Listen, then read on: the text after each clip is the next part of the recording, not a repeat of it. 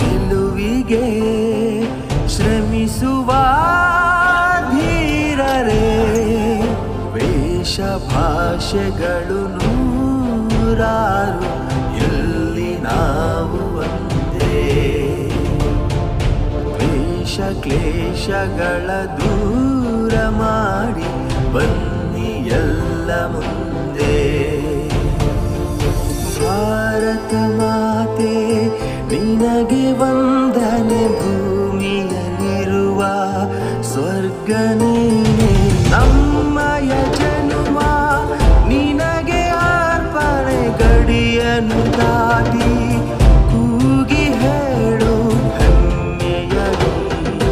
ಭಾರತ ಭಾರತ ಭಾರತ ಭಾರತ. ಪರಮ ಪೂಜ್ಯ doctor G ಅವರ ರಾಷ್ಟ್ರ ನಿರ್ಮಾಣ ಕಾರ್ಯಕ್ರಮಕ್ಕೆ ಶುಭ ಕೋರುವವರು Gururaj, Bengaluru.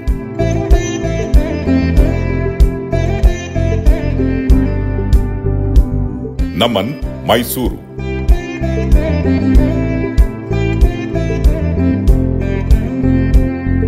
Vijay Kumar and family, Mysuru.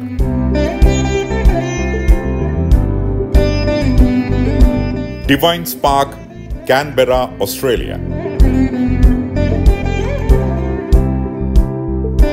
Harish Pai, Dubai.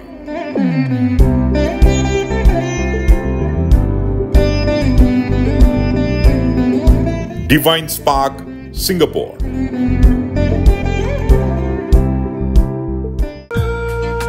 ಕಳೆದ 17 ವರ್ಷಗಳಿಂದ ಪ್ರತಿ ಗುರುವಾರ ರಾತ್ರಿ 10:10ಕ್ಕೆ ಸಹಸ್ರಾರು ಮಂದಿ ಸದ್ಭಕ್ತರಲ್ಲಿ ಆತ್ಮಶಕ್ತಿ ಜಾಗೃತಿಯನ್ನು ಮೂಡಿಸುವ ಪರಮಪೂಜ್ಯ ಡಾಕ್ಟರ್ ಜಿ ಅವರ ಚೇತೋಹಾರಿ ಕಾರ್ಯಕ್ರಮದ 700ನೇ ಪಾವನ ಸಂಚಿಕೆ ಇದಾಗಿದೆ. ಈ ಜಗತ್ತಿಂದು ಕೇವಲ ಮಾಯಾಲೋಕದಲ್ಲೇ ವಿಹರಿಸುತ್ತಿದೆ. ಆಧುನಿಕರಂತೂ ಹೆಚ್ಚಿನಂಶ ಸರ್ವದಾ ನಾನು, ನನ್ನದು, ನನ್ನಿಂದ, ನನ್ನಿಂದಲೇ, ನನ್ನಿಂದಾಗಿಯೇ, ನಮಗೆಲ್ಲರಿಗಾಗಿಯೇ, ನಮ್ಮಿಂದಲೇ ಎಂಬಿ ಗರಿಬಿರಿದ ಅಹಂಕಾರ, ಮಮಕಾರಗಳ ಸ್ವಾರ್ಥತೆ, ಸ್ವೈರತೆ, ಸಂಕುಚಿತತೆಗಳಿಂದಲೇ ಜಗದಗಲ ಯಥಾರ್ಥವಾಗಿ ಮೋಜಿನಿಂದಲೇ ಬಲು ವಿಧಗಳಿಂದ ಮೆರೆದಾಡುತ್ತಿದ್ದಾರೆ.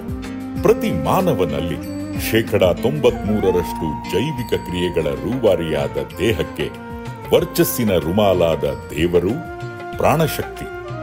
ಇಂದು ಎನರ್ಜಿ ಆಗಿರುವವನು ಯಾರ್ಯಾರಿಗೂ ಬೇಡದವನು ಎಂದಾಗಿ ಅನುದಿನದ ಅಲರ್ಜಿಯೇ ಆಗಿರುವುದು ನಿಜಕ್ಕೂ ವಿಚಿತ್ರವಾದರೂ ಸತ್ಯವಾಗಿದೆ. ಇಂಥ ಶೋಚನೀಯ ದುಸ್ಥಿತಿಯಿಂದ ಈ ಜಗತ್ತನ್ನು ಪಾರು ಮಾಡಲೆಂದೇ ಇದೇ ಜಗತ್ತಿಗೊಂದೇ ಆದ ಶ್ರೀ ಗುರೂಜಿ ಸ್ವಾಮಿ ವಿವೇಕಾನಂದರ ದಿವ್ಯ ಲೀಲಾ ಕ್ಷೇತ್ರವಾದ ಈ ಡಿವೈನ್ ಪಾರ್ಕ್. ಇದಂತೂ ಜಗತ್ತಿಗೊಂದೇ ಆದ ಸ್ಪಿರಿಚುವಲ್ ಲ್ಯಾಬೋರೇಟರಿಯೇ ಆಗಿದೆ.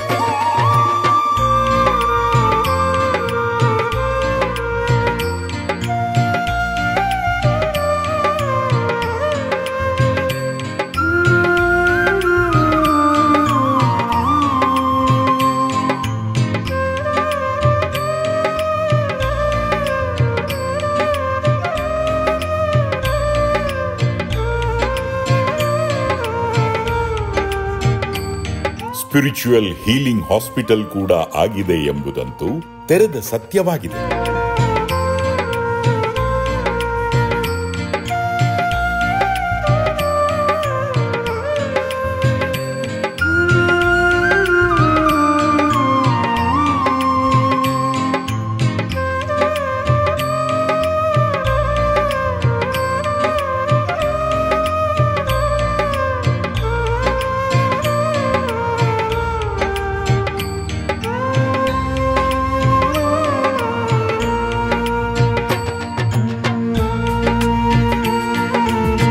ಕಳೆದ 50 ವರ್ಷಗಳಿಂದ ಕೋಟಿಗಟ್ಟಲೆ ಸದ್ಭಕ್ತರನ್ನು ನಿರ್ಮಿಸಿದ ವಿಶೇಷ ಕೀರ್ತಿಗೆ ಪಾತ್ರವಾದ ಈ ಡಿವೈನ್ ಪಾರ್ಕ್ ಎಂಬುದಂತೂ ಡೈನಮಿಕ್ ಸ್ಪಿರಿಚುಯಾಲಿಟಿಯ ನಿತ್ಯ ಸತ್ಯ ಕೇಂದ್ರವಾಗಿದೆ.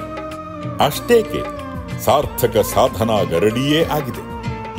ವೃತ್ತಿಯಲ್ಲಿ ಆಲೋಪತಿ ವೈದ್ಯರಾದ ಪೂಜ್ಯ doctor G BSc, MBBS, FAGE ಇಲ್ಲಿನ ಆಡಳಿತ ನಿರ್ದೇಶಕರಾಗಿದ್ದರು. ಪ್ರವೃತ್ತಿಯಲ್ಲಿ ಅತ್ಯಪರೂಪದ ದೈವ ಸಾಕ್ಷಾತ್ಕಾರ ಪಡೆದು ಭಗವದಾನಂದ ಲೋಕದಲ್ಲೇ ಸದಾ ವಿಹರಿಸುವ ಅತ್ಯಪರೂಪದ ಆಧುನಿಕ ಸಂತ ಶ್ರೇಷ್ಠರೆಂಬುದು ವಿಚಿತ್ರವಾದರೂ ನಿಜವಾಗಿದೆ.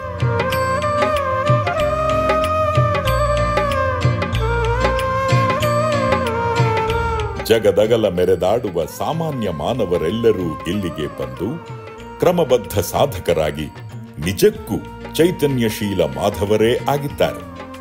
ಕೋಟಿಗಟ್ಟಲೆ ನರರೆಲ್ಲರೂ ವ್ಯಕ್ತಿತ್ವ ವಿಕಸನಗೊಂಡು ಯಥಾರ್ಥ ಹರರೇ ಆಗಿದ್ದಾರೆ.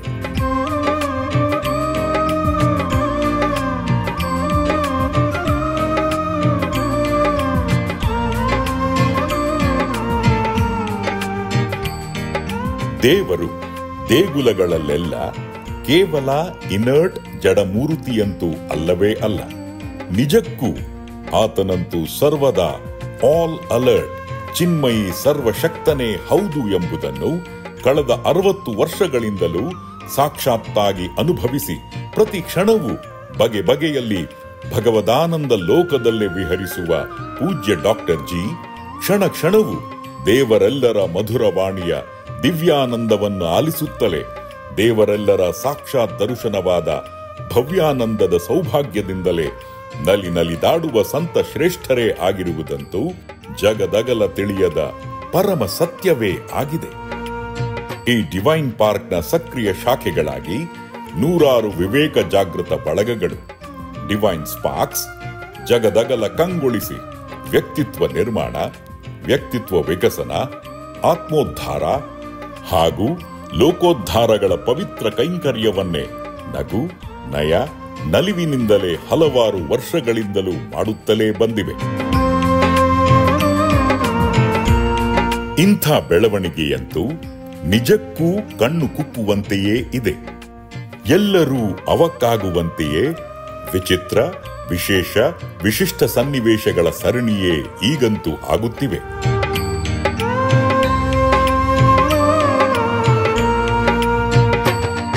ಪ್ರತಿ ಗುರುವಾರ ಶ್ರೀ ಶಂಕರ ವಾಹಿನಿಯ ಮೂಲಕ ಪೂಜ್ಯ ಡಾಕ್ಟರ್ ಜಿ ಅವರು ಡೈನಮಿಕ್ ಸ್ಪಿರಿಚುಯಾಲಿಟಿಯ ಬಹುಮುಖಗಳ ಬಗ್ಗೆ ಭಕ್ತರೆಲ್ಲರ ಮನೆ ಹಾಗೂ ಮನಗಳಲ್ಲಿ ಅದ್ಭುತವಾಗಿ ವಿಹರಿಸುತ್ತಲೇ ಬಂದು ಜಗತ್ತಿನಲ್ಲಿ ನವ ಆಧ್ಯಾತ್ಮಿಕ ವಿಶಿಷ್ಟ ಕ್ರಾಂತಿಯನ್ನೇ ಮಾಡುತ್ತಲೇ ಬಂದಿದ್ದಾರೆ. ಪ್ರತಿ ಬಾರಿ 25 ಸಂಚಿಕೆಗಳ ಅವಧಿಯಲ್ಲಿ ಗಣ್ಯ ಮಹನೀಯರ ವಿಶೇಷ ಸಂದರ್ಶನದ ಸೌಭಾಗ್ಯದೊಂದಿಗೆ ನಾವಂತೂ ಈ ನೂತನ ಆಧ್ಯಾತ್ಮಿಕ ಕ್ರಾಂತಿಯನ್ನು ಮುನ್ನಡೆಸುತ್ತಲೇ ಬಂದಿದ್ದೇವೆ.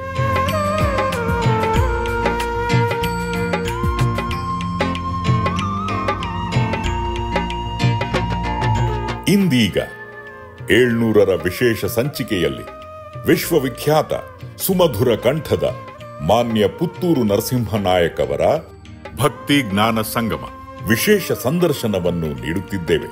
ಅದಂತೂ ಸದಾ ಮೈ ನವಿರೇಳಿಸುವಂಥದ್ದೇ ಆಗಿದೆ. ಆಧುನಿಕ ಜನಮನದ ನಾನಾ ವಿಧದ ಪ್ರಶ್ನೆಗಳನ್ನೆಲ್ಲ ಕೇಳಿ ರೋಚಕ ರಮಣೀಯ ಉತ್ತರಗಳನ್ನೆಲ್ಲ ಹೊಮ್ಮಿಸಿದ್ದಂತೂ ಅತಿ ವಿಸ್ಮಯಕರವೇ ಆಗಿದೆ. ಆಲಿಸಿ ಆನಂದಿಸಿ. ನಿಷ್ಠ ಸದ್ಭಕ್ತರಾದ ನಿಮ್ಮೆಲ್ಲರಲ್ಲೂ ಅನನ್ಯ ಇಷ್ಟ ಪ್ರೇಮ ಹಾಗೂ ಗುರುಭಕ್ತಿಗಳಂತೂ ಸರ್ವದಾ ಸಂವರ್ಧನೆಗೊಂಡು ನಿಮ್ಮೊಳಗೆ ಅನನ್ಯ ಕಾರ್ಯದಕ್ಷತೆ, ಕರ್ತವ್ಯಶೀಲತೆ, ಶಿಸ್ತು, ಸಂಯಮಗಳೆಲ್ಲವೂ ಅಕ್ಷಯವಾಗಿ ಅನಂತವಾಗಿ ಚಿಮ್ಮಿ ನಿಮ್ಮೆಲ್ಲರ ಜೀವನವಂತೂ ನಿತ್ಯ ನೂತನವೂ ಸತ್ಯ ಪಾವನವೂ ಆಗಿ ನಿಮ್ಮ ಬಾಳೆಲ್ಲ ಬೆಳಕಾಗಿ ಬದುಕೆಲ್ಲ ಬಂಗಾರವಾಗಿ ಜೀವನವಂತೂ ಜೇನಾಗಲೇಬೇಕೆಂದು ಹಾರೈಸುವೆವು. ನವೋತ್ಸಾಹದ ಕಿಡಿಯಾಗಿಯೇ ಅಕ್ಷಯ ಆನಂದವಂತೂ ಸದಾ ಚಿಮ್ಮುತ್ತಿರಲಿ, ಸರ್ವದಾ ಹೊಮ್ಮುತ್ತಿರಲಿ.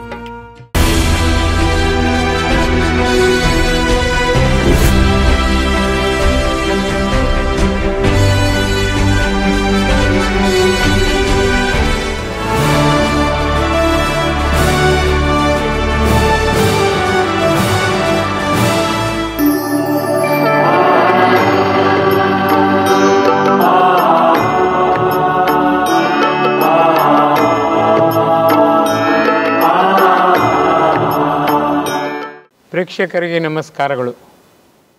ಪ್ರತಿ ಗುರುವಾರ ನಾನು ನಿಮ್ಮ ಭೇಟಿಗೆ ಬರುತ್ತಿದ್ದೇನೆ ದೂರದರ್ಶನದ ಮೂಲಕ. ನಿಮಗದು ಗೊತ್ತೇ ಇದೆ. ಹಾಗಾಗಿ ಯೋಚನೆ ಮಾಡಿ, ಪ್ರತಿ ಬಾರಿ 25ರ ನಮ್ಮ ಕಂತಾದ ನಂತರ ಸಮರ್ಥ ಸಾಧಕರ ಜೊತೆ ಸಂದರ್ಶನವನ್ನು ಇಟ್ಟುಕೊಳ್ಳುವ ಕ್ರಮ ನಡೆಸಿಕೊಂಡೇ ಬಂದಿದೆ. ಈ ಬಾರಿ ದೇವರ ದಯದಿಂದ 700ನೇ ಕಂತು ಇದೀಗ ನಿಮ್ಮ ಮುಂದಿದೆ.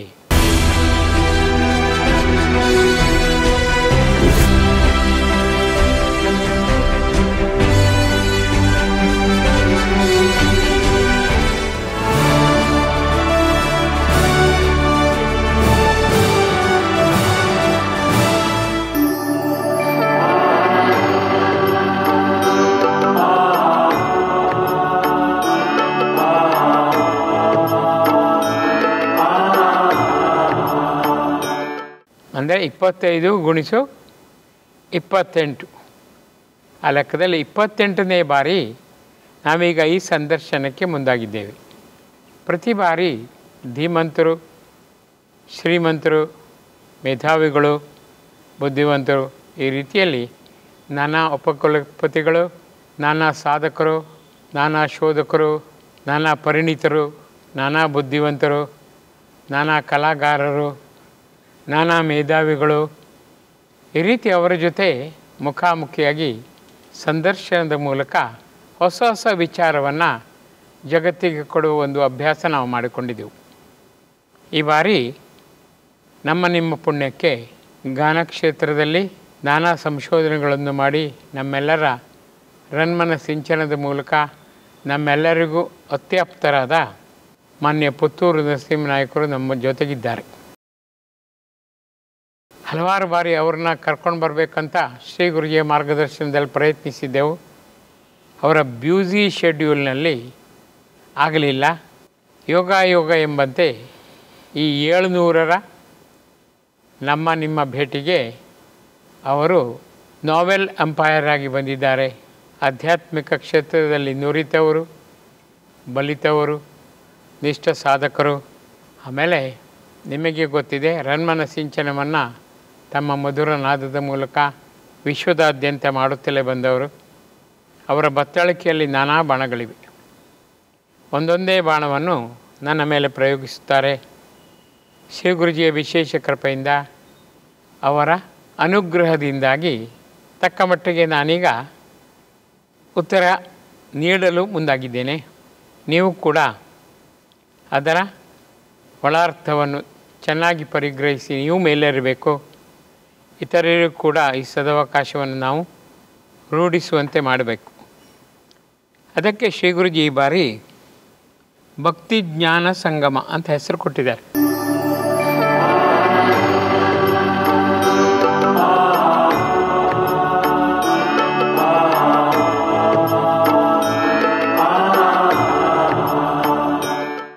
ಭಕ್ತಿಯ ರಾಜರು ಅವರು, ಜ್ಞಾನ ಅವರ ಜೊತೆಗೆ ಇದೆ.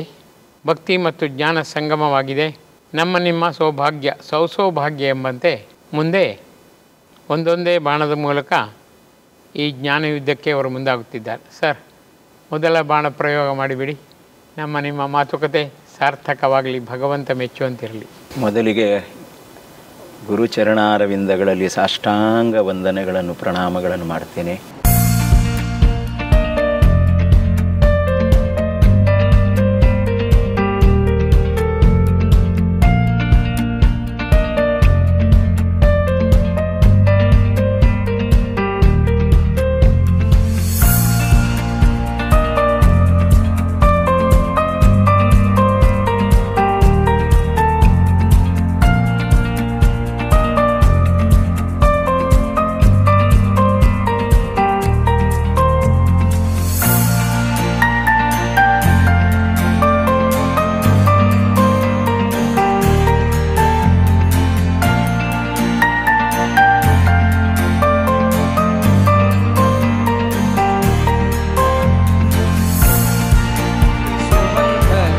ದಾಸರೆಂದರೆ ಪುರಂದರ ದಾಸರಯ್ಯ, ದಾಸರೆಂದರೆ ಪುರಂದರ ದಾಸರಯ್ಯ, ಹರಿ ಕುಣಿದ ನಮ್ಮ ಹರಿ ಕುಣಿದ ಹರಿ ಕುಣಿದ ಹರಿ ಕುಣಿದ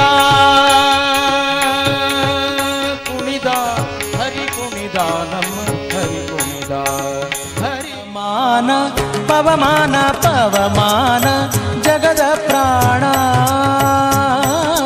ಪವಮಾನ ಜಗದ ಪ್ರಾಣ ಸಂಕರುಷಣ ಭವಭಯಾರಣ್ಯ ದಹನಾ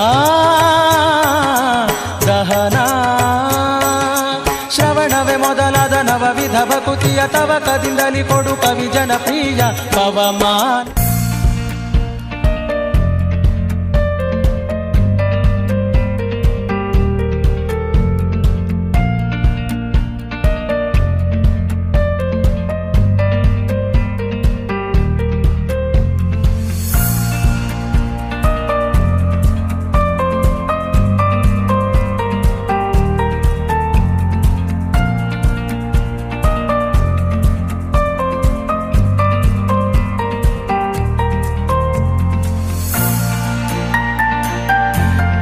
ಹಾಗೆಯೇ ನಾನು ತಮ್ಮಲ್ಲೂ ಗುರೂಜಿಯನ್ನು ಕಾಣ್ತಾ ಇದ್ದೀನಿ. ಅದರಿಂದ ನಾನು ಈ ಇಡೀ ಕಾರ್ಯಕ್ರಮದಲ್ಲಿ ತಮ್ಮನ್ನು ಗುರೂಜಿ ಅಂತಲೇ ಸಂಬೋಧಿಸ್ತೀನಿ. ತಮ್ಮ ಒಳಗೆ ಗುರೂಜಿಯವರು ಬಂದು ನೆಲೆಸಿದ್ದಾರೆ ಅನ್ನೋ ಖಂಡಿತ ನನಗೆ ನಂಬಿಕೆ. ಪ್ರತಿಯೊಬ್ಬರೊಳಗೂ ಇದ್ದಾನಲ್ಲ, ಬದುಕಿಸುವ ಶಕ್ತಿ ದೇವರೇ ತಾನೆ. ಹೌದು. ದೇಹಕ್ಕೆ ವರ್ಚಸ್ಸಿನ ರುಮಾಲು ಅಂತ ಗುರೂಜಿ ಹೇಳ್ತಾರೆ. ಹೌದು. ಪ್ರಾಣಶಕ್ತಿಯಿಂದಾಗಿ ನಾವು ಬದುಕಿದ್ದೇವೆ. ಹೌದು. ಯಾರು ದೇವರನ್ನು ನಂಬುವುದಿಲ್ವೋ ಅವ ಹೆಣ ಅಥವಾ ಶವ ಆಗಿದ್ದಾನೆ. ಅವ ಬದುಕಿದ್ದಾನೆ ಅಂದರೆ ನಾನು ಬದುಕುವುದಲ್ಲ, ಭಗವಂತ ಬದುಕಿಸುವುದು. ಹೌದು. ಅವನ ಹೆಸರಿನಲ್ಲಿ ನಾನು ನಾನು ಅಂತೇನೆ. ಅವನ ಪರ್ಮಿಷನ್ ತಗೊಳ್ಳದೆ ದೊಡ್ಡ ತಪ್ಪು ಮಾಡ್ತೇವೆ ನಾವು.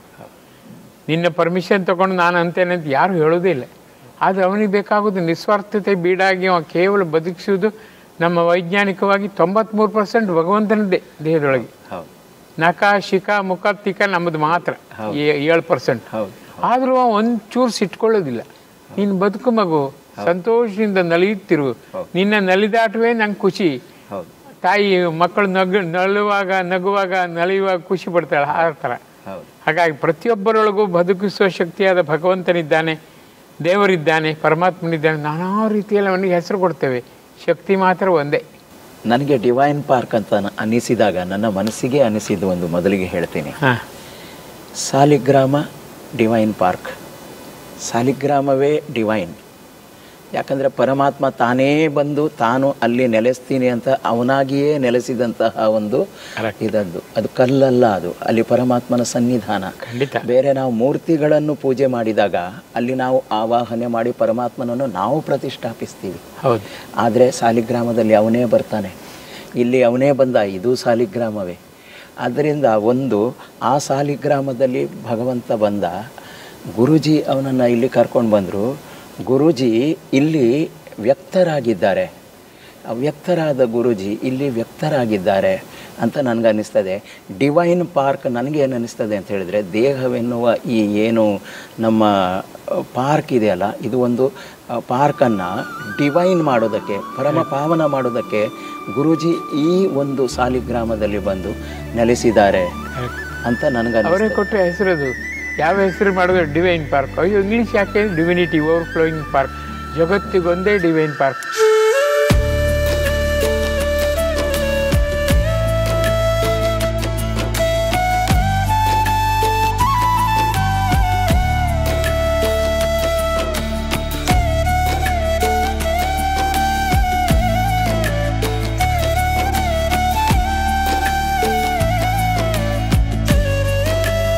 ಜನರಿಗೆಲ್ಲ ಬೇರೆ ಪಾರ್ಕ್ ಹೋಗುದು, ವೈನ್ ಪಾರ್ಕ್ ಗೊತ್ತಿದೆ, ಇದೀಗ ಡಿವೈನ್ ಪಾರ್ಕ್. ನೀನು ಹಾಕು, ತೊಂದರೆ ಇಲ್ಲ, ಜನ ಬರ್ತಾರೆ, ನೀನೇನು ಚಿಂತೆ ಮಾಡಬೇಡ.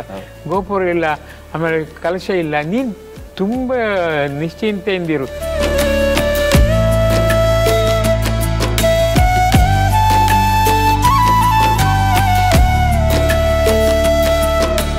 ಯಾರು ನನ್ನನ್ನು ಪ್ರೀತಿಸುತ್ತಾರೆ ಓಡಿ ಬರುತ್ತಾರೆ, ನಥಿಂಗ್ ಟು ವರಿ ಅಂದಿದ್ದಾರೆ. ಅದು ಸತ್ಯ ಆಗಿದೆ ಈಗ.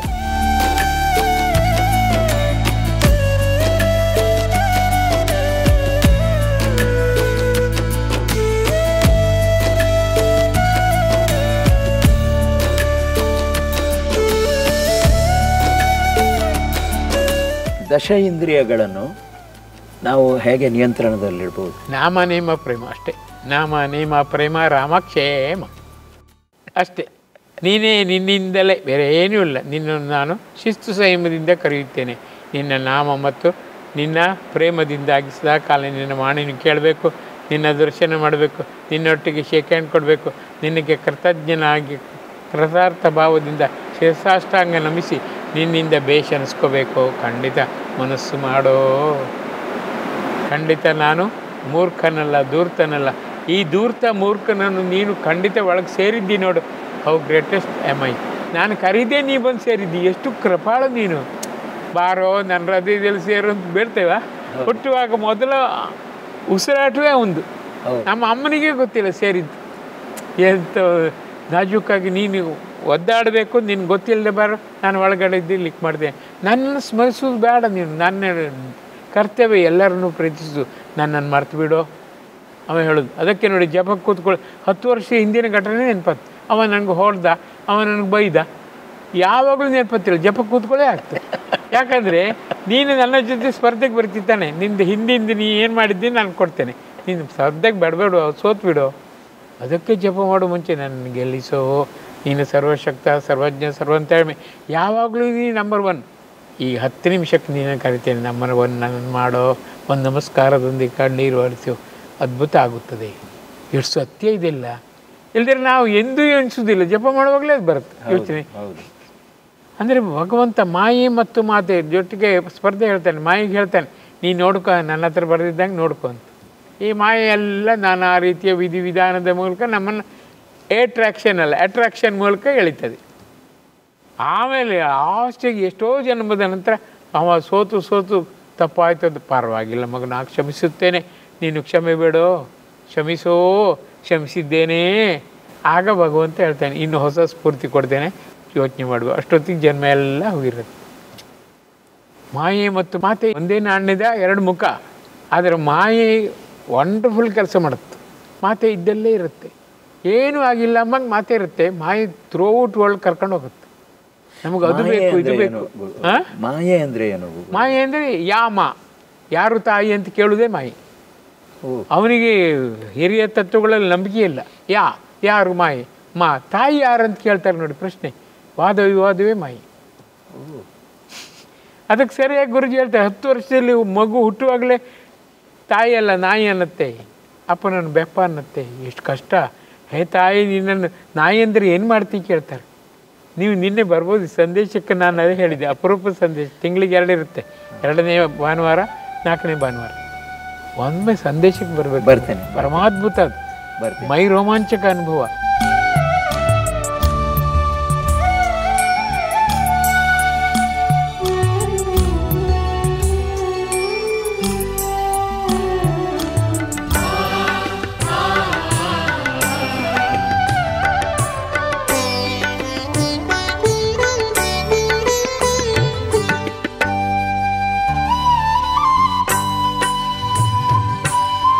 ಅದೆಲ್ಲ ಇಟ್ ಶುಡ್ ಬಿ ಎಕ್ಸ್ಪೀರಿಯನ್ಸ್ಡ್. ಅದು ವಿವರಿಸೋಕ್ಕೆ ಸಾಧ್ಯವೇ ಇಲ್ಲ. ಅದಕ್ಕೆ ಪ್ರಾಪ್ತಿ ಬೇಕು. ಭಗವಂತನೇ ತಡಿತಾನೆ. ಜಾರಿ ಹೋಗಿ ಮಾಯನ್ ಕಳಿಸಿ ದೂರ ಹೋಗಿ. ಅಮ್ಮ ಸ್ನಾನಕ್ಕೆ ಹೋಗೋ ಮುಂಚೆ ನೋಡಿ, ಮಗು ಆಟ ಕೊಟ್ಟು ಆಟ ಆಡ್ತಿರೋ ಮಗು ಅಂತ ಅಮ್ಮನಿಗೆ. ಆ ಮಗು ಆಶ್ಚರ್ಯ, ಆಟ ಆಡುವಾಗ ಬೇಡ ಅಂತಾಳೆ, ಈಗ ಆಟ ಕೊಡ್ತಾಳಂತ. ಅಮ್ಮನಿಗೆ ಸ್ನಾನ ಆಯ್ಕಲ್ಲಿ. ಇದು ಹಂಗೆ ಮಾಯ ಮೂಲಕ ನಮ್ಮ ಏಕಾಗ್ರತೆನೆಲ್ಲ ಹದ್ದು ಬಸ್ತಿನಲ್ಲಿ ತೆಗೆದು ಆರಾಮಾಗಿರು, ನೀನು ನನ್ನ ಹತ್ರ ಬರಬೇಡ ಅಂತ ಸರಳ ಟ್ರಿಕ್ ಮೂಲಕ ಭಗವಂತ ಆಟ ಆಡ್ತಾನೆ. ನಮ್ಗೆ ಗೊತ್ತೇ ಆಗೋದಿಲ್ಲ ಪ್ರತಿ ಕ್ಷಣ ಎಷ್ಟು ಅಮೂಲ್ಯ. DOD ನೆಕ್ಸ್ಟ್ ಮೂಮೆಂಟ್ ಇರ್ತಾರೆ Guruji, date of death next moment. ಅವ ಲೀಕ್ ಮಾಡೋದೇ ಇಲ್ಲ. DOB ಹೇಳ್ತಾನೆ, DOD ಯಾರಿಗೂ ಹೇಳೋದಿಲ್ಲ. ಜ್ಯೋತಿಷಿಗೆ ಎಲ್ಲ ಬುರುಡೆ ಬಿಡ್ತಾರೆ. ಭಗವಂತನ ಹಕ್ಕು ಅದು ಅಂತ, ಕಾಪಿರೈಟ್ ಆಫ್ ಭಗವಾನ್. ನೀನು ಹಲವರಿಗೆ ಬೇಕಾದವ ಆದರೆ ಭಗವಂತ ಎಕ್ಸ್ಟೆಂಡ್ ಮಾಡ್ತಾನೆ. ಅದು ಫಿಕ್ಸೆಡ್ ಆಗಿದ್ರೂ ಎಕ್ಸ್ಟೆಂಡ್ ಮಾಡ್ತಾ ಇರ್ತಾನೆ. ನೀನು ಹಲವರು ಅಂತ ಹೇಳೋದು ಸಾಧ್ಯತೆಗಳಿದೆಯಾ? ಸಾಧ್ಯ, ಖಂಡಿತ. ಗುರುಜಿಗೆ ಅವ್ರದ್ದು ನಿಜವಾಗಿ 39 ವರ್ಷ 6 ತಿಂಗಳು 24 ದಿನ. ಅವ್ರಿಗೆ ನಿಜವಾಗಿ ಶತಾಯು ಆಗುವ ಯೋಗ ಇತ್ತು. ಗುರುಮಹಾರಾಜ್ ಹತ್ರ, ರಾಮಕೃಷ್ಣ ಹತ್ರ ಬೇಡಿದ್ರಂತೆ, ನಾನು ಗಾಳಿಯಲ್ಲಿ ಒಂದಾಗ್ತೇನೆ, ದೇಹಾತೀತ ಅತ್ಯುಸ್ತಕ್ಕೆ ನನಗೆ ಒಪ್ಪಿಕೊಡೆ, ತಕ್ಷಣ ನನ್ನನ್ನು ಸಾಯುವಂತೆ ಮಾಡಿದೆ. ಕೊನೆ ಗುರುಮಹಾರಾಜರ ದರ್ಶನದಲ್ಲಿ ತೋರಿಸಿದ್ರು. 34 ಸರಿ ತಲೆ ಜಜ್ಜಿಕೊಂಡ ಅಂತ. ಅವ್ರ ಚರ್ಮದಲ್ಲೆಲ್ಲ ಮಾರ್ಕಿದೆ. ಕೊನೆಗೆ ಒಪ್ಪಿದೆ ನಾನು.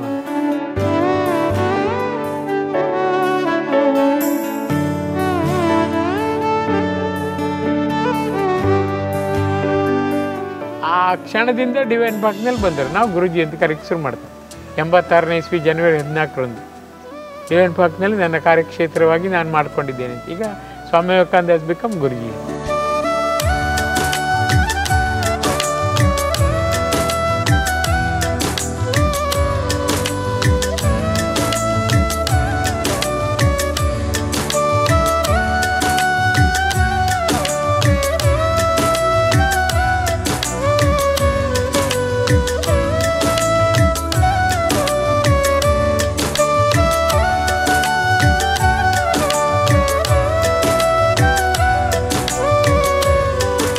ಅದ್ಭುತ ಸತ್ಯ ಮಾತ್ರ ಎಷ್ಟು ಸತ್ಯ ಅದು.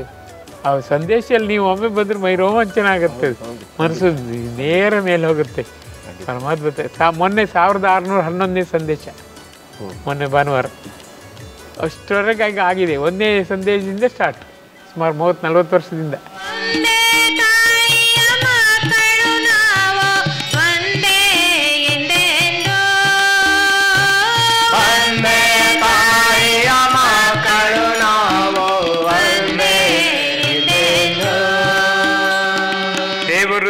ದೇವರು ಎಲ್ಲರೂ ತಲೆ ತಿನ್ನುವ ಸಾಮಾನ್ಯ ಶಬ್ದ ಇದೆ.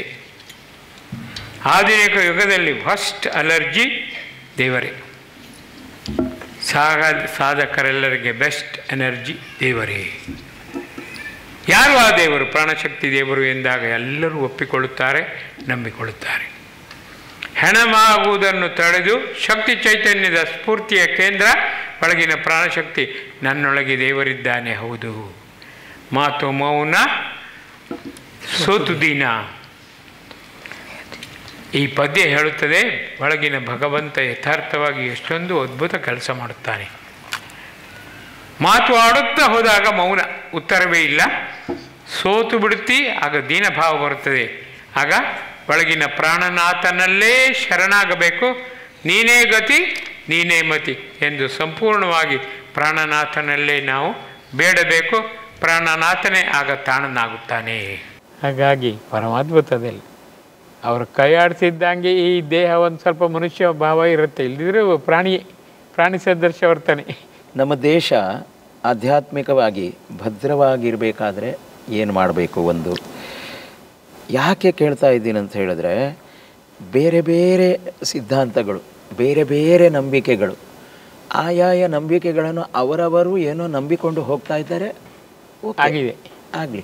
ಆದರೆ ಇನ್ನೊಂದು ನಂಬಿಕೆಯವರನ್ನು ನೋಡ್ತಾ ನೋಡ್ತಾ ಇಲ್ಲಿ ಇವನು ಯಾವ ದಾರಿಯಲ್ಲಿ ಸಾಗಬೇಕು ಆ ದಾರಿಯನ್ನು ಆ ದಾರಿ ಸರಿ ಇಲ್ಲ, ಆ ದಾರಿ ಸರಿ ಇಲ್ಲ ಅಂತ ಹೇಳೋದು, ಆ ದಾರಿ ಅವನು ಈ ದಾರಿ ಅವನಿಗೆ ಹೇಳೋದು. ಹೀಗೆ ಹಲವು ಸಿದ್ಧಾಂತಗಳ ಈ ಕ್ಲಾಶ್ ಏನಿದೆ ಅಲ್ಲ, ಇದರ ಮಧ್ಯದಲ್ಲಿ ನಮ್ಮ ಆಧ್ಯಾತ್ಮಿಕ ಹೇಗೆ ಆಗ್ತಾ ಇದೆ, ಇದನ್ನು ಹೇಗೆ ಸರಿಪಡಿಸಬಹುದು? ಅದಕ್ಕೆ ಗುರುಜಿ ಹೇಳೋದು ಪ್ರಾಣಶಕ್ತಿ ದೇವರು. ನಮ್ಮ ಯಾಕೆ ಆಧ್ಯಾತ್ಮಿಕ ಸಾಧುಗಳು ಪ್ರಾಣಶಕ್ತಿ ದೇವರು ಅಂತಾರಲ್ಲ, ದೇವರು ಒಳಗಿದ್ದಾನೆ ಅಂದರು. ನಾನು ಎಷ್ಟೋ ಜನ ಸ್ವಾಮಿ ಒಳಗಂದ್ರೆ ಎಲ್ಲಿ ಸ್ವಾಮೀಜಿ? ಒಳಗಿದ್ದಾನೆ, ರೋಮದಲ್ಲಿ ಇದ್ದಾನೆ ಅಂದರು. ಪ್ರಾಣಶಕ್ತಿಯೇ ದೇವರು ಅಂತ ಅವ್ರು ಹೇಳಿದರೆ ಕಷ್ಟವೇ ಇಲ್ಲ. ಸಾಕ್ಷಾತ್ ಸ್ವಾಮಿ ವಿವೇಕಾನಂದ ಡಿವೈನ್ ಪಾರ್ಕ್ನಲ್ಲಿ ಆರಂಭದಿಂದ ಹೇಳಿದರು ಪ್ರಾಣಶಕ್ತಿ ದೇವರು. ಯಾವನಿಗೂ ಡೌಟೇ ಇಲ್ಲ, ನನ್ನಲ್ಲಿ ಪ್ರಾಣ ಇದ್ದಾನೆ, ಕಾಣಬೇಕಂತ ಅವನಿಗೆ ಆಸೆ ಇಲ್ಲ, ಅನುಭವಿಸ್ತಿದ್ದೇನೆ ಸಾಕು. ಪ್ರಾಣ ಕಾಂಬಂತಾರೆ ಯಾರು? ನಾನು ಅನುಭವಿಸ್ತಿದ್ದೇನೆ ಸಾಕು, ಕಾಣಬೇಕಾಗಿಲ್ಲ. ಹೌದು, ಎಷ್ಟು ಸತ್ಯ. ಅದನ್ನು ಯಾಕೆ ತರಲಿಲ್ಲ ನನಗೆ ಗೊತ್ತಿಲ್ಲ. ಪ್ರಾಣಶಕ್ತಿಯೇ ದೇವರಂತಾದಮೇಲೆ ಪ್ರತಿಯೊಬ್ಬರನ್ನು ನೀವು ಒಳಗಡೆ ನೋಡಿ ಅಂತರ್ಮುಖಿಯಾಗಿ ನಿಮ್ಮ ಪ್ರಾಣವನ್ನು ಕೊಡುತ್ತೀವಿ. ನೀವು ಧ್ಯಾನಿಸಿ, ಯೋಚಿಸಿ, ಇನ್ನೊಮ್ಮೆ ಕೇಳಿ, ಮತ್ತೂ ಕೇಳಬೇಕು. ಕ್ವಶನಿಂಗ್ ರೀಕ್ವಶನಿಂಗ್ ಮಾಡಿ, ಕ್ರೈಯಿಂಗ್ ಮಾಡಿ, ರೀಕಾಲಿಂಗ್ ಮಾಡಿ, ಅದ್ಭುತ ಪರಿಣಾಮ ಅಂತ ಹೇಳಿದ್ದರೆ ಎಷ್ಟು ಅದ್ಭುತವಾಗಿ ಭಾರತ ಬೆಳೀತಿತ್ತು. ಹೌದು, ಎಲ್ಲ ಸ್ವಾಮಿಗಳಲ್ಲೂ ನಾನು ಕೇಳಿದ್ದೇನೆ. ಎಲ್ಲಿದ್ದಾನೆ, ಒಳಗಿದ್ದಾನೆ ಅಂದರೆ ಎಲ್ಲಿ ಸ್ವಾಮೀಜಿ ಅಂದ ಪ್ರಾಣ ಶಬ್ದ ಯಾರೂ ಹೇಳಲಿಲ್ಲ. ಸಾವಿರಾರು ಸ್ವಾಮಿಗಳನ್ನು ಕೇಳಿದ್ದೇನೆ. ಹೌದು, ನಾನು ನಿಮ್ಮಲ್ಲಿ ಕೇಳೋದಕ್ಕೂ ಕಾರಣನೇ ಅದೇ. ಈಗ ನೋಡಿ ಎರಡು ಕ್ಲಿಯರ್ ಆಯ್ತು. ಪ್ರಾಣಶಕ್ತಿ ದೇವರು, ಪ್ರಾಣಶಕ್ತಿ, ಜ್ಞಾನಶಕ್ತಿ, ಯಾನಶಕ್ತಿ, ಮಾನಶಕ್ತಿ, ಅದನ್ನು SOUL ಕರೀತಾರೆ. ಆಯ್ತಲ್ಲ? ಹೌದು. ಈಗ ಗುರೂಜಿ ಆಧ್ಯಾತ್ಮ ಮತ್ತು ಈ ದೇಶದ ಒಂದು ಸಂಸ್ಕೃತಿ, ಈ ಎರಡನ್ನು ಒಟ್ಟಿಗೆ ತಂದವರು ಗುರೂಜಿನೇ. ಹೌದಪ್ಪ. ಈಗಲೂ ಅವರು ಹೇಳ್ತಾರೆ ಭಾರತದ ಹಿಂಗೆಲ್ಲ, ನನ್ನ ಭಾರತ ನೀನು ಯೋಚನೆ ಮಾಡಬಾರ್ದು, ನಾನು I will look after that, you keep quiet ಅಂತಾರೆ. ಎಂಥ ಅದ್ಭುತ ರಾಷ್ಟ್ರ ಪ್ರೇಮ ಅವ್ರಿಗೆ ಇದೆ ಈಗ. ಹೌದು. ಯಾವುದಕ್ಕೂ ಜಗ್ಗುದಿಲ್ಲ, ನಾನು ಸರಿ ಮಾಡ್ತೇನೆ, ನೀ ಸುಮ್ಮನೆ ಇರಂತಾನೆ.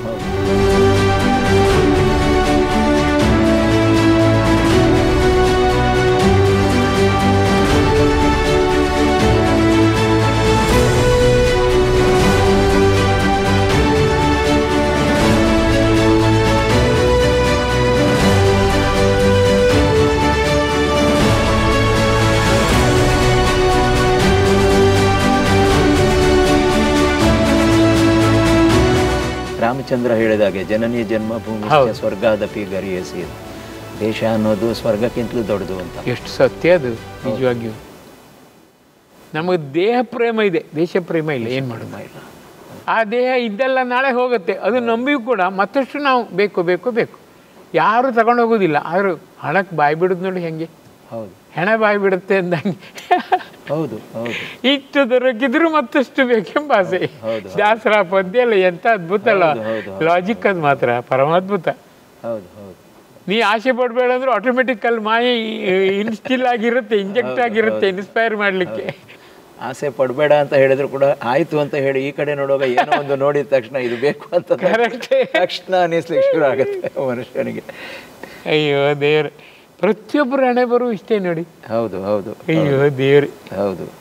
ನನಗನ್ಸೋದು ಈ ದೇಶ ಭದ್ರವಾಗಿರಲು, ಭದ್ರ ಅಂತ ಹೇಳಿದ್ರೆ ಎಲ್ಲ ದೃಷ್ಟಿಯಲ್ಲೂ ಕೂಡ, ಕೇವಲ ಆಧ್ಯಾತ್ಮಿಕವಾಗಿ ಅಲ್ಲ, ಈ ಸಾಮಾಜಿಕ ದೃಷ್ಟಿಯಿಂದ, ಆರ್ಥಿಕ ದೃಷ್ಟಿಯಿಂದ ಮತ್ತು ರಾಜಕೀಯದ ದೃಷ್ಟಿಯಿಂದ, ಎಲ್ಲ ದೃಷ್ಟಿಯಿಂದ ನೋಡಿದಾಗ ನಾವು ಹೇಗಿರಬೇಕು ಅಂತ ಹೇಳಿದ್ರೆ, ಮೊದಲಿಗೆ ದೇಶ, ಕರೆಕ್ಟ್, ಆಮೇಲೆ ಧರ್ಮವನ್ನು ಪಾಲಿಸೋಣ. ಕರೆಕ್ಟ್. ಧರ್ಮ ನಮಗೆ ಬೇಕಾದಾಗ ನಮ್ಮ ಒಂದು ಪರ್ಸನಲ್ ವಿಚಾರಕ್ಕೆ ಇಟ್ಕೊಳ್ಳೋಣ, ಕರೆಕ್ಟ್ ಅಷ್ಟೇ. ಆದರೆ ಈ ದೇಶ ಸುಭದ್ರವಾಗಿರಬೇಕು, ಇದು ಯಾವಾಗಲೂ ಚೆನ್ನಾಗಿರಬೇಕು, ಇಲ್ಲಿರುವ ಎಲ್ಲ ಧರ್ಮದ ಎಲ್ಲ ಜನರು ಸುಖವಾಗಿ ಸಂತೋಷವಾಗಿ ಅತ್ಯಂತ ಪ್ರೀತಿಯಿಂದ ಬಾಳಬೇಕು, ಸುಂದರವಾಗಿ ಸುಲಲಿತವಾಗಿ ಸುಸೂತ್ರವಾಗಿ ಜೀವನ ಸಾಗಿಸಬೇಕು, ಬಾಳಬೇಕು. ನಾ 3ನೇ ವರ್ಷದಲ್ಲಿ ನಂದು ಕ್ವಶನ್ ಅದೇ, ಕಷ್ಟ ಅಂದ್ರೆ ಏನಂತ ಎಲ್ಲರೂ ಕೇಳುವಂಗೆ ಆಗ್ಬೇಕಮ್ಮ, ಏನು ಮಾಡೋದು?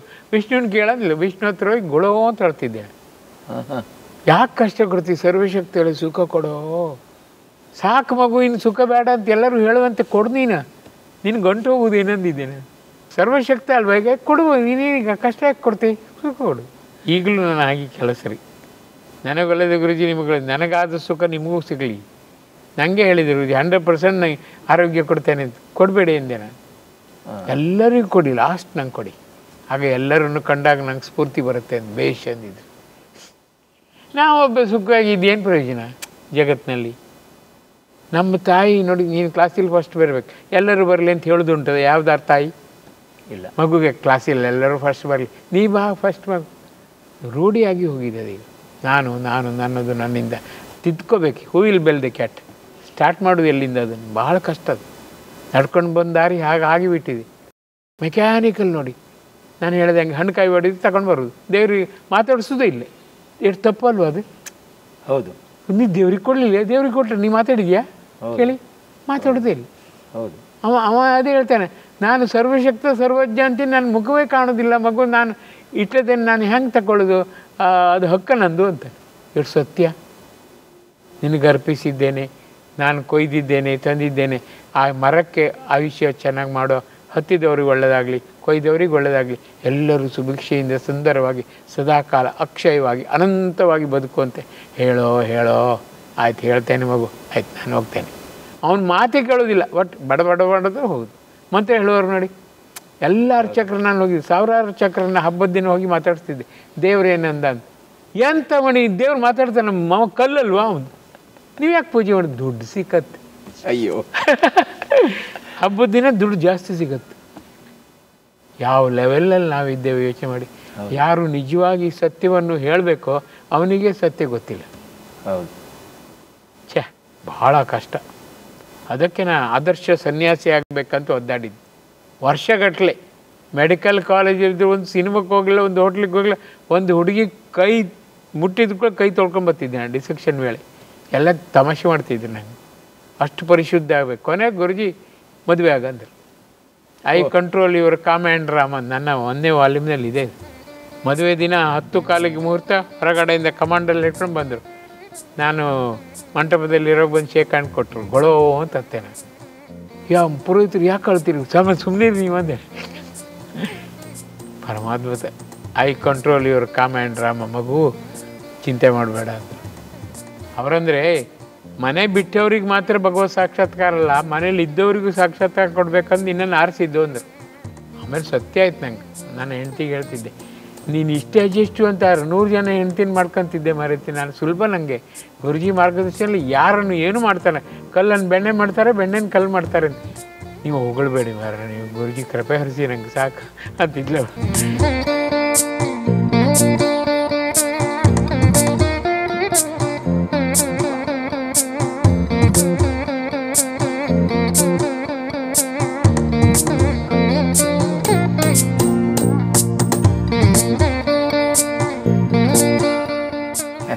ಯಾಕಂದರೆ ಬ್ರಷ್ ನಾವು ಹುಡ್ಕೋಬೇಕು, ಪೇಸ್ಟ್ ಹಾಕೋಬೇಕು. ಅವಳು ಪ್ರತಿಯೊಂದಕ್ಕೂ ಪೇಸ್ಟ್ ಎಲ್ಲ ಹಾಕಿ ಕರಿತಿದ್ವಿ. ನೋ ಟೈಮ್ ವೇಸ್ಟ್ ಆಗ್ತಾನೆ ಇರಲ್ಲ. ಎಂಥ ಅಡ್ಜಸ್ಟಿವ್, ಸೈಲೆಂಟ್ ಆ್ಯಂಡ್ ಸೈಲೆಂಟ್ ಕೆಲಸ.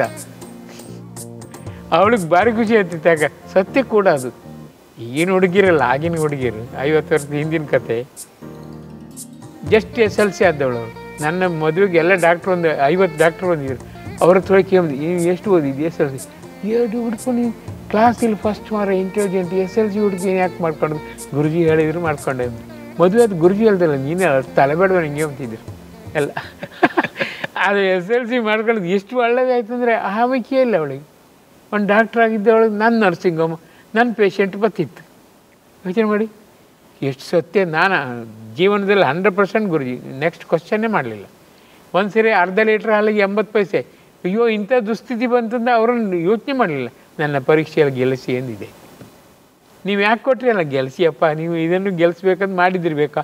ಅದಕ್ಕೆ ನಾನು 80 ಪೈಸೆ ದುಡ್ಡು ಇದ್ದರೆ ನಾನು ನಿಮ್ಮ ಹತ್ರ ಬೇಡ್ತಾನೆ ಇರಲಿಲ್ಲ. ಈಗ ದುಡ್ಡು ಇಲ್ಲದಂಗೆ ಮಾಡಿದ್ರಿ. ಯಾವ ರೀತಿ ಮೃದು ಆತೆ ಅಂತ ನೋಡಿದಿರಿ. ಬೆಣ್ಣೆ ಮೃದು ಅಂತಿದೆ, ಬೆಣ್ಣೆಗಿಂತ ಮೃದು ಮಾಡಿದೆ ನಾನು ಗೊಳೋ ಅಂತ ಹೇಳ್ತಿದ್ದೆ.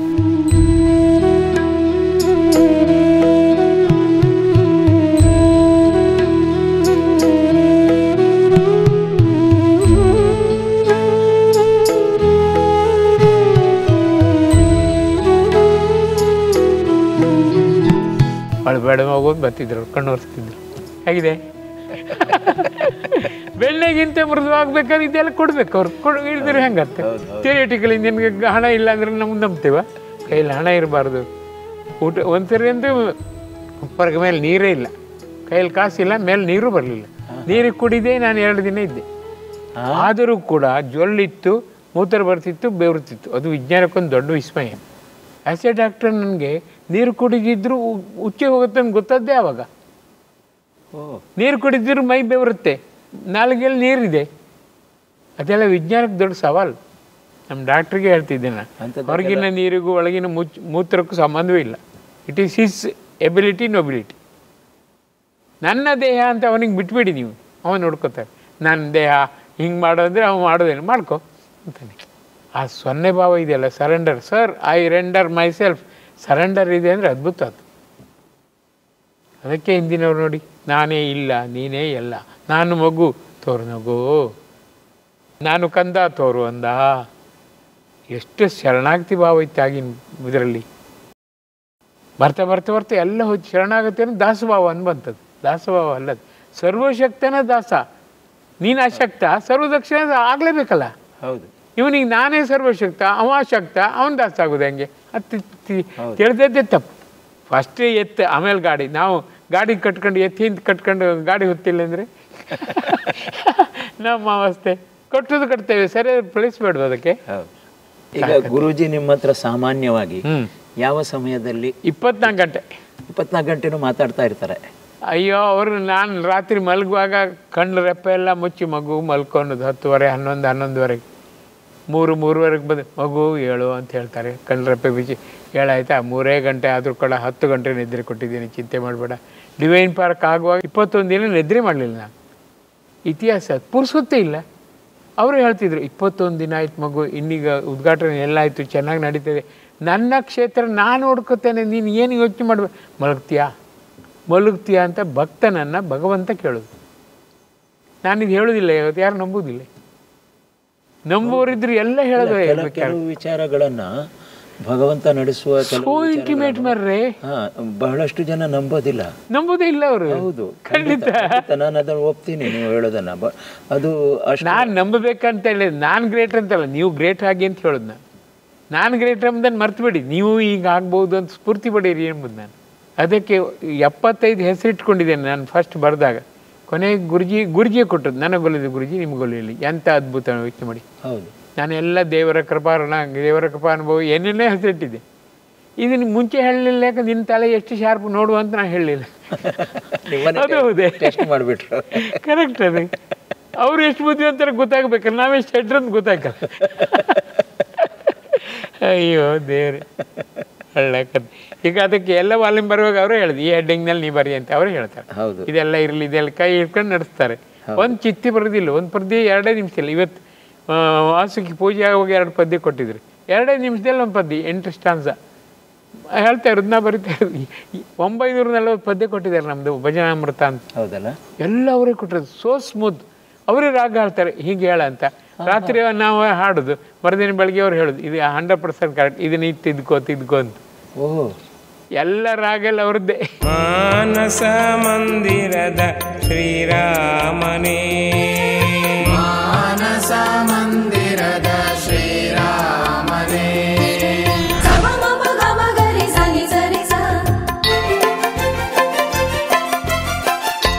ಆರತಿ ರಾಮ ತುಮಾರಿ ಜಯ ಜಯ, ಆರತಿ ರಾಮ ತುಮಾರಿ ಜಯ ಜಯ, ಆರತಿ ರಾಮ ತುಮಾರಿ. ನಿಮಗೆ ನಾ ಅದು ಹೇಳೋದು, ನನಗಾದ್ರೆ ನಿಮಗಾದ್ರೆ ಎಷ್ಟು ಚಂದ. ನೀವು ಇನ್ಸ್ಟಂಟೇನಿಯಸ್ ನಿಂತ್ಕೊಂಡಾಗ ಒಂದು ಪದ್ಯ ಬರುವಂಗೆ ಹಾಡಿಬಿಟ್ರೆ, ಯಪ್ಪ ಎಂಥ ಪದ್ಯ ಮಾರ್ರೆ ಅಂತ ಹೇಳೋದಿಲ್ವಾಗ? ಅಜ್ಜಿ ಮಾಡಿ. ಹೌದು, ಹಾಗಾಗಬೇಕು. ನೀವು ಹೇಳಿದಾಗ ನಾನು ಹೇಳಿದ್ರು ಈ ವಿಚಾರ ನಂಬಲಿಕ್ಕಿಲ್ಲ. ಬಹಳಷ್ಟು ಜನ, ಬಹಳಷ್ಟು ಕೆಲವು ದಾಸರ ಹಾಡುಗಳನ್ನು ನಾನು ಟ್ಯೂನ್ ಮಾಡಿ ಹಾಡಿದಾಗ ಕೆಲವರು ನನಗೆ ಹೇಳ್ತಾರೆ, ಎಷ್ಟು ಚೆನ್ನಾಗಿ ಮಾಡಿದ್ದೀರಿ ಅಂತ ಹೇಳಿದಾಗ ನಾನು ಹೇಳ್ತೀನಿ, ಇಲ್ಲ ನಾನು ಮಾಡಲಿಲ್ಲ ಇದನ್ನು, ನಾನು ಮಾಡಿದ್ರೆ ನಾನು ಮಾಡಿದ್ರೆ ಎಷ್ಟು ಚೆನ್ನಾಗಿ ಬರ್ತಿರ್ಲಿಲ್ಲ ಅಂತ ಹೇಳಿದೆ. ಸುಮ್ಮನೆ ನೀವು ತಮಾಷೆ ಜೋಕ್ ಮಾಡ್ತೀರಾ ಅಂತ ಹೇಳಿದವರಿದ್ದಾರೆ. ಹೌದಪ್ಪ, ಜನ ನಂಬುದಿಲ್ಲ. ಯೇಸು ಕಾಯಂಗಳ ಕಳೆದು 84 ಲಕ್ಷ ಜೀವರಾಶಿಯನ್ನು ದಾಟಿ ಬಂದ ಈ ಶರೀರ. ಯೇಸು ಕಾಯಂಗಳ ಕಳೆದು 84 ಲಕ್ಷ ಜೀವರಾಶಿಯನ್ನು ದಾಟಿ ಬಂದ ಈ ಶರೀರ. ತಾನಲ್ಲ ತನ್ನದಲ್ಲ, ತಾನಲ್ಲ ತನ್ನದಲ್ಲ, ಆಸೆ ಥರವಲ್ಲ, ಮುಂದೆ ಬಾಹೋದಲ್ಲ. ದಾಸನಾಗೋ ವಿಶೇಷನಾಗೋ, ದಾಸನಾಗೋ ವಿಶೇಷನಾಗೋ. ನಿಜವಾಗ್ಲೂ ಈ ವಿಚಾರ ನೀವು ಹೇಳಿದಾಗ ನನಗೆ ನೆನಪು ಬಂತು. ಬಹಳಷ್ಟು ಅನುಭವ ಆಗಿದೆ. ಖಂಡಿತ. ನಾನು ಬರೆಯುವಾಗ ಒಂದು ತಿದ್ದುದಿಲ್ಲ. ನಾನು ನೋಟ್ಸ್ನಲ್ಲಿ ಬರ್ಕೊಳ್ಳುವಾಗ ಕರೆಕ್ಟ್ ಅವರು ಡಿಕ್ಟೇಟ್ ಮಾಡಿದಾಗ ಬರ್ಕೋತೇವೆ. ಯಾರಿದ್ದಾರೆ ಮರ ಈ ಕ್ಷಣದಲ್ಲಿ, ಈ ಜಗತ್ತಲ್ಲಿ ತಂದೆ ತಾಯಿ ಬಂಧು ಬಳಗ ಯಾರೂ ಇಲ್ಲ. ಹೌದು, ನೀವು ಅಷ್ಟು ಇಂಟಿಮೇಟ್ ಅನ್ನೋದು ನಾನು ಯಾರು ಮರ್ತು ಬಿಡ್ತಾರೆ. ಕ್ಷಣಕಾಲ ಬರ್ತಾರೆ, ಕೆಲವೇ ದಿನ, ಕೆಲವೇ ಗಂಟೆ. ನೀವು ಶಾಶ್ವತವಾಗಿ ಟುಂಬ್ ಇದ್ದೀರಲ್ಲ, ನಿಮ್ಗೆ ಏನು ಕೊಡೋದು ನಾನು ಅನ್ನೋದು. ನಾನು ಗೊಳೋ ಅಂತ ಹತ್ಬಿಡೋದು, ಕಣ್ಣೀರು ಬಂದು ಒರೆಸ್ತಾರೆ, ಮಗು ಅಳ್ಬೇಡ.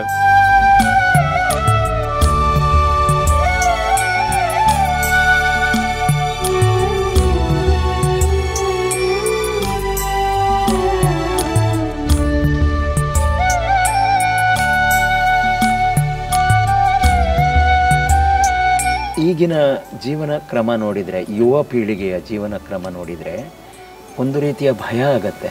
ಭಯವೇ ಒಂದು ರೀತಿಯಲ್ಲ, ಭಯವೇ, ಅಲ್ಲಿ ಸಮಾಧಾನವೇ ಇಲ್ಲ. ಪೂರ್ಣ ಎಲ್ಲಿ ನೋಡಿದರೂ ಕೂಡ ಒಂದು ರೀತಿಯ ಅಶಾಂತಿ, ಮತ್ತೆ ಹೇಗೆ ಬದುಕಬೇಕು, ಗಲಿಬಿಲಿ, ಗಾಬರಿ, ಗೊಂದಲ, ಒಂದು ರೀತಿಯ ಖಂಡಿತ ಲಿವಿಂಗ್ ಟುಗೆದರ್ ಅನ್ನೋ ಒಂದು ಕಲ್ಪನೆಗಳು. ಆಮೇಲೆ ಯಾವತ್ತು ನ್ಯೂಸ್ ಪೇಪರಲ್ಲಿ ಅಥವಾ TV ನ್ಯೂಸ್ ಚಾನಲ್ಗಳಲ್ಲಿ ನೋಡಿದರೆ ಗಂಡ ಹೆಂಡತಿಯನ್ನು ಕೊಂದ, ಹೆಂಡತಿ ಗಂಡನನ್ನು ಕೊಂದ್ಲು, ಮಗ ತಾಯಿಯನ್ನು ಕೊಂದ, ತಂದೆ ಮಗನನ್ನು. ಇದು ನೋಡಿ ನೋಡಿ ನೋಡಿದರೆ ಎಲ್ಲಿ ಹೋಗ್ತಾ ಇದ್ದೀವಿ ನಾವು ಗುರುಜಿ?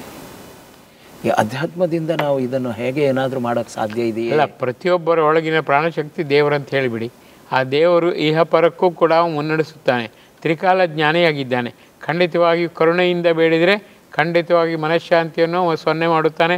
ಅಶಾಂತಿ, ಆಮೇಲೆ ಉದ್ವೇಗ, ಗಡಿಬಿಡಿ, ಗಾಬರಿನೆಲ್ಲ ತೆಗೆದು ನಿರಾಯಾಸವಾಗಿ ನಿರಾತಂಕವಾಗಿ ನಿರ್ವಿಘ್ನವಾಗಿ ಎಲ್ಲ ಕೆಲಸವನ್ನು ಮೇಲೇರಿಸುತ್ತಾನೆ, ಮುದ್ದಿಸುತ್ತಾನೆ. ಮಾತನಾಡಿ ನಿಮ್ಮಲ್ಲಿ ಅಸಾಧ್ಯವಾದ ಧೈರ್ಯಸ್ಥೈರ್ಯ ತುಂಬಿ ಖಂಡಿತ ಮಗು ಮುದ್ದು ಅಂತ ಕರೆದು ನಿಮ್ಮಲ್ಲಿ ಪ್ರಾಣಪ್ರಿಯನಾಗಿ ಸದಾಕಾಲ ಜೊತೆಗೂಡುತ್ತಾನೆ. ಇದು ಸತ್ಯ. ನನ್ನ ಜೀವನದಲ್ಲಿ ಲಕ್ಷಾಂತರ ಬಾರಿ ಪಡೆದಿದ್ದೇನೆ ಅಂತ ಹೇಳುವವರು ಇಂದಿನ ಆಧುನಿಕ ಮನುಷ್ಯರಿಗೆ ದಾರಿ ತೋರಬೇಕು. ಯಥಾರ್ಥ ಕಾವಿದಾರಿಗಳು ಈ ಕೆಲಸ ಮಾಡಬೇಕು. ಯಾಕಂದರೆ ಏನು ಬೇಡ ಅಂತ ಕಾವಿ ಹಾಕಿದ್ದಲ್ಲ ಅವರು. ಬೆಂಕಿಯಂತೆ ನಾನು ಎಲ್ಲವುದನ್ನು ಸುಟ್ಟು ಬಿಡುತ್ತೇನೆ, ನನಗೆ ಯಾವ ಆಶೆಯೂ ಇಲ್ಲ. ಅವ್ರು ಮಾಡಬೇಕು ಈ ಕೆಲಸ. ಅವ್ರು ಬರೀ ಮನೆ ಮಠ ಮಾಡಿಕೊಂಡು ಆಸ್ತಿ ಪಾಸ್ತಿಯಿಂದ ಮಾಡಿಕೊಂಡು ಕ್ಯಾರಾಫ್ 10 ಮಾಳಿಗೆ 20 ಮಾಳಿಗೆ ಅಂತ ಹೇಳೋದಲ್ಲ. But who will bell the cat? Guruji ಅದಕ್ಕೆ ಕೇಳ್ತಾರೆ, ನನ್ನ ಮೇಲೆ ಭರವಸೆ ಇಡು, ನಾನು ಸರಿ ಮಾಡ್ತೇನೆ. ಯಾರಿದ್ದಾರೆ ಭರವಸೆರ್ತಾರೆ? ನನ್ನ ಆಸ್ತಿ ಪಾಸ್ತಿ ಎಲ್ಲರಲ್ಲೂ ಆಸ್ತಿ ಪಾಸ್ತಿ ಇದೆ, ಯೋಚನೆ ಮಾಡಿ. ಹೌದು. ಏನು ಬೇಡ ಅಂಬೋರು ಕೂಡ ಬ್ಯಾಂಕ್ನಲ್ಲಿ ಅಕೌಂಟ್ ಇದೆ. ಹೌದು, ಅಕೌಂಟ್ನಲ್ಲಿ ದುಡ್ಡಿದೆ. ಮುಹ್ ಮೇ ರಾಮ್ ಬಗಲ್ ಮೇ ಚೂರಿ. ಏನು ಪ್ರಯೋಜನ? ಅವನತಿಯ ಎಜ್ಜಿನಲ್ಲಿದ್ದೇವೆ ನಾವೀಗ. ಅದನ್ನು ಮೇಲೆ ಏರಿಸ್ಬೇಕು. ನಮ್ಮ ವಿವೇಕವೇರಿ ಗುರುಜಿ ಹೇಳ್ತಾರೆ,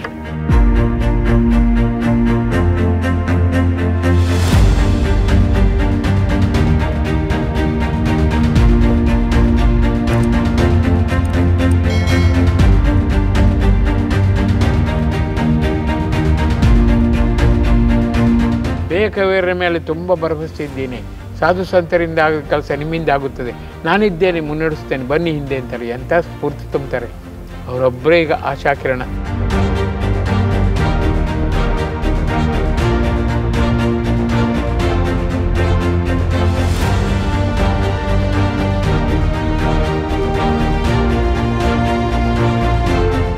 ಇಲ್ಲದಿದ್ರೆ ಸಾಧ್ಯವೇ ಇಲ್ಲ. ಜಗತ್ತು ಸುಟ್ಟು ಬೂದಿ ಆಗುತ್ತೆ. ಆದರೆ ಗುರುಜಿ ಇದ್ದಾರೆ, ಮುನ್ನಡೆಸುತ್ತಾರೆ, ಶಕ್ತಿದಾತರಾಗಿದ್ದಾರೆ. ಅರೈಸಬೇಕು, ಉತ್ತಿಷ್ಟ ಜಾಗ್ರತ ಅಂತ ನೋಡಿ. ಒಂದ್ಸರಿ ಅರೈಸ ಅಂದ್ಕೊಂಡು ನೀವು ಕಂಡು ಬಿಡ್ತಿ, ಪುನಃ ಮಲ್ಕೊಂತಿ. ಅದಕ್ಕೆ ಅವೇಕದ್ದು ಎಷ್ಟು ಸತ್ಯ ಅದು ಮಾತ್ರ. ಅರ್ಥ ಮಾಡ್ಕೊಂಡ್ರೆ ಎಷ್ಟು ಸುಲಭ. ಗುರಿ ಮುಟ್ಟುವವರೆಗೆ ನಿಲ್ಬೇಡ. ಆತ್ಮ ಸಾಕ್ಷಾತ್ಕಾರದವರೆಗೆ ನಿಲ್ಬೇಡ. ಪ್ರಾಣಶಕ್ತಿಯನ್ನು ಒಳಗೆ ಗಟ್ಟಿ ನಂಬಿಕೋ, ತುಂಬಿಕೋ. ನೀರನ್ನಾಗು ಶೂರನಾಗು. ಎಷ್ಟು ಅದ್ಭುತವಾಗಿ ಅವ್ರಿಗೆ ಒಂದೊಂದು ಲಿಟ್ರೇಚರ್ ಓದಿರಿ 10 ದಿನ ನೆದ್ದರೆ ಬರ್ತಿರ್ಲಿಲ್ಲ ನಂಗೆ ಮುಂಚೆ. ನೆದ್ದರೆ ಮಾಡೋಕ್ಕೋದ್ರೆ ಇದು ನೆದ್ದರಿಗೆ ಕಾಲ ಅಲ್ಲ ಅಂತ ಹೇಳ್ತಿದ್ದೇನೆ. ಎಂಥ ಒಂದು ಲಿಟ್ರೇಚರ್. ನನ್ನ ಕಾಲೇಜ್ ಡೇಸ್ಗಳಲ್ಲಿ ನಾನು ಕಲ್ತಿದ್ದು ಸ್ವಾಮಿ ವಿವೇಕಾನಂದ ಕಾಲೇಜು. ಎಲ್ಲಿ? ಪುತ್ತೂರಲ್ಲಿ. ಹೌದಾ? ಹೌದು. ಸರಿ. ಅದರಿಂದ ಅಲ್ಲಿ ನಿಮ್ಮ ಇಲ್ಲಿರುವ ಮೂರ್ತಿ ಥರನೇ ಒಂದು ಮೂರ್ತಿ, ಕರೆಕ್ಟ್, ಸ್ವಾಮೀಜಿ ಒಂದು ನಿಲುವು ಇದೆ ನೋಡಿ. ಆ ನಿಲುವು ಎಂಥ ಶಕ್ತಿ ಕೊಡುತ್ತೆ ಅಂತ ಹೇಳಿದ್ರೆ, ಅವ್ರು ನಿಂತ ರೀತಿ ಟೀಮ್, ಕರೆಕ್ಟ್, ಅದೇ ಒಂದು ಎನರ್ಜಿ. ಅದು ಕೇವಲ ಒಂದು ಮೂರ್ತಿ ಅಲ್ಲ, ವಿದ್ಯುತ್ ಪ್ರವಾಹ.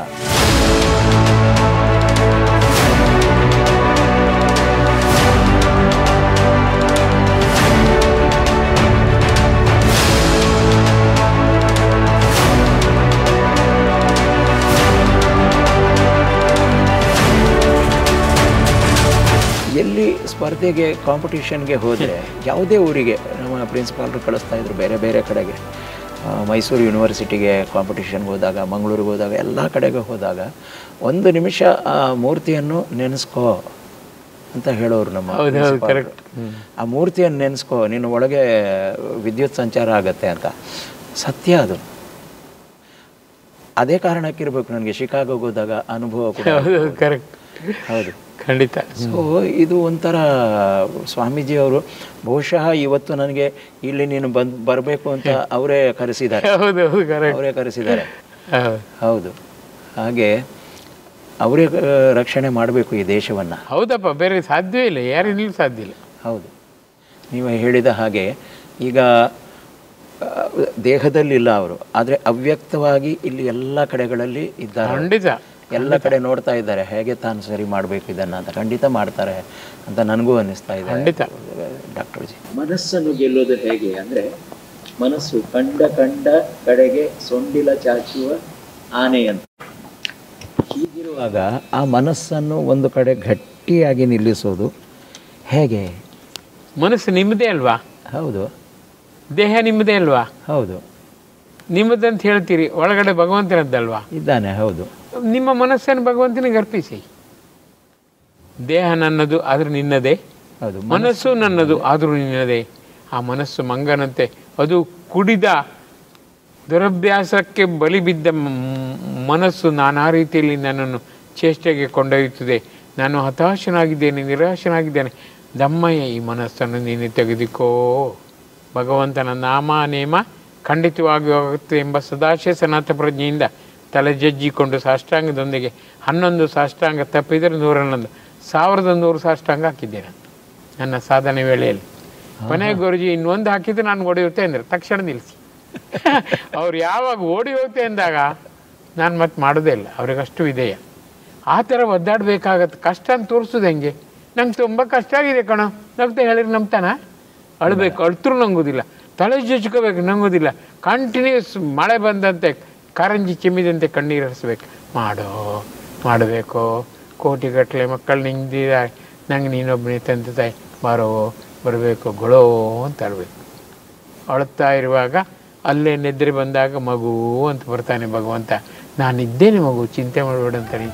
ಈ ರೀತಿ ರೋಚಕ ಅಭಿಪ್ರಾಯ ಸನ್ನಿವೇಶಗಳು ಲಕ್ಷಾಂತರ ಬಾರಿ ಆಗಿದೆ.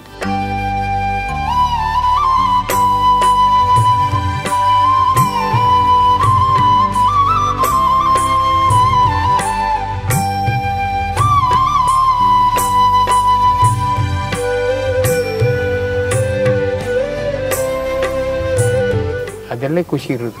ಭಗವಂತ ಎಲ್ಲ ಕೈ ಬಿಟ್ಟರು ಕೂಡ ನಾನಿದ್ದೇನೆ ಅಂತ ದೊರೆಗೆ ಬರ್ತಾನೆ. ಜಗತ್ತೇ ದೂರವಾದರೂ ನೀನಂತೂ ನನ್ನ ಜೊತೆಗೆ ಇದೆಯಲ್ಲ, ನಾನು ಎಷ್ಟು ಭಾಗ್ಯವಂತ. ಅಲ್ಲೂ ನನ್ನ ಕಣ್ಣೀರು ಬಿಟ್ಟು ಹೋಗಬೇಡ, ಈ ಭಾಗ್ಯ ಸದಾ ಕಾಲ ಕೊಡೋ ಒಮ್ಮೆನ್ನೋ. ಆಯ್ತು ಮಗು, ಇರ್ತೇನೆ.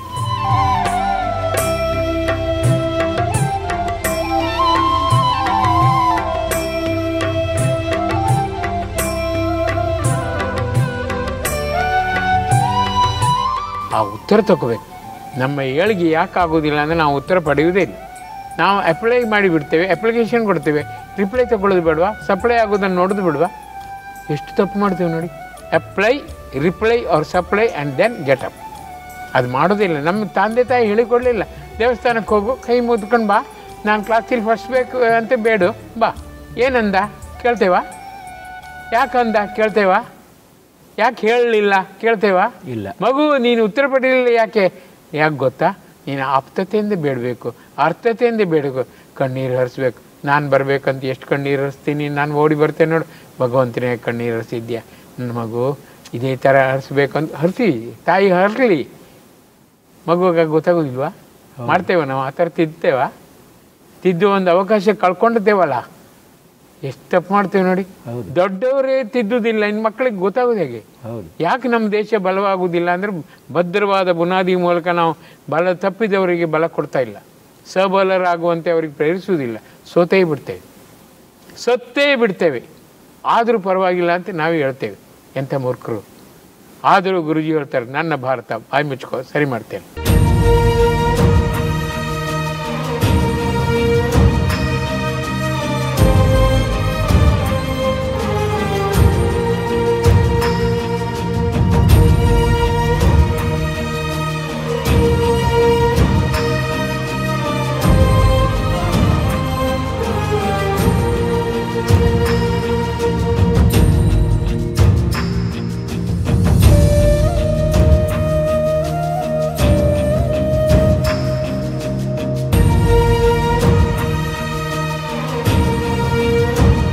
ಯಾರಿದ್ದಾರೆ ಈ ಥರ ಪ್ರೀತಿ ತೋರಿಸೋರು?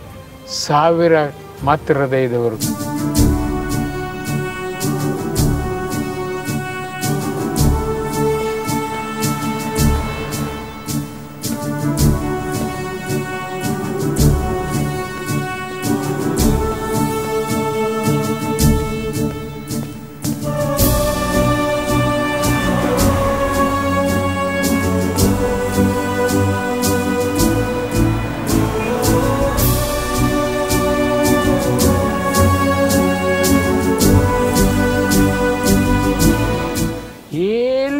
ಏನು ಮಾಡಿಲ್ಲ ಅಂತಾರೆ. ಏನು ಬೇಕಾಗಿಲ್ಲ ಅವ್ರು, ನಿನ್ನ ಉದ್ಧಾರ ಮಾತ್ರ ಹಂಗಬೇಕು.